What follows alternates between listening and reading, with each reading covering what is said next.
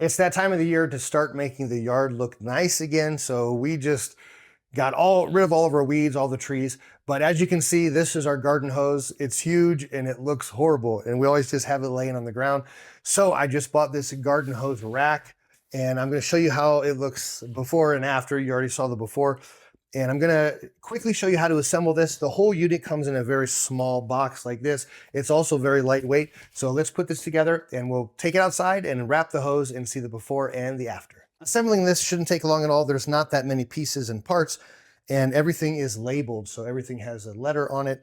So we're just gonna do this super quick, get it set up and hammer it into the ground. Now the bottoms have these spikes.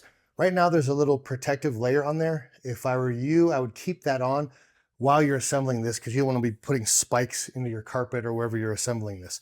So let's do it. We also include an Allen wrench, which is all you need. I'm going to use my little Allen attachment screwdriver just to speed things up. First step is to take the two longest screws, so letter F, and then you take the A and you're going to attach that to the 2 feet.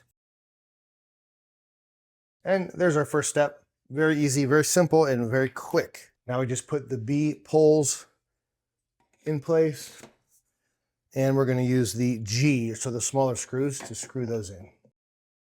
I love the screwdriver because it lets you hold here, and then no matter which way you twist, it's still screwing in the screw.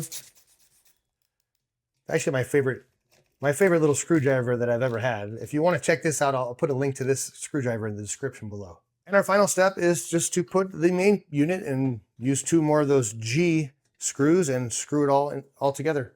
And then we're done. We can take it outside, take a rubber mallet and hammer this into the ground, which is challenging in the desert because it's all rocks, but we will figure it out. And there we go. I mean, that was super quick. And I think this thing looks awesome. I like the little, kind of like a Texas star on there, even though I'm not in Texas. But I'm gonna go hammer this with the mallet into the ground and we'll see how it looks with the hose on there. So even with the world's ugliest hose, you can still make it look pretty good with this thing. So if you're looking for a good way to store your hose so that it's not laying on the ground in a big mess, this thing's awesome and I definitely recommend it. If you'd like to grab one of these, there's a link in the description below.